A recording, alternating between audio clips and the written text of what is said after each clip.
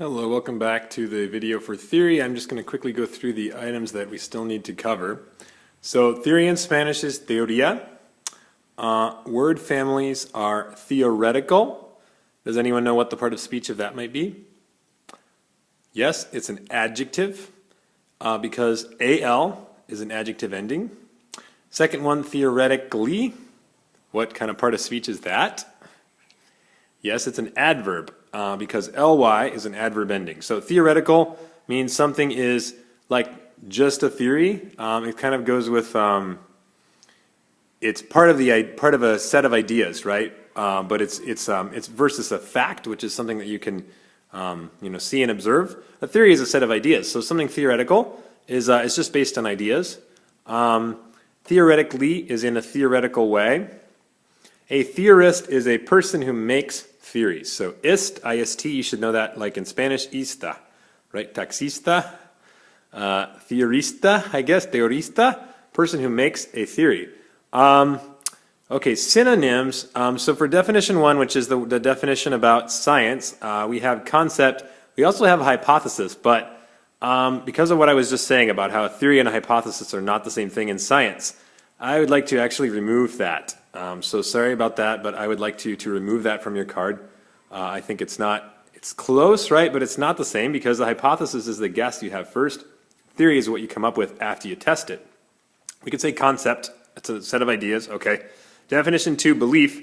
A belief is something that you have it in your mind, but you don't. It's versus. Let's see. It's just something that just exists in your mind. So it kind of goes together with the second definition of theory, which is something that you think is true, but you don't know for sure. You just think it's true. You believe it to be true. Antonyms for theory, certainty or fact. So again, a theory exists in the realm of ideas.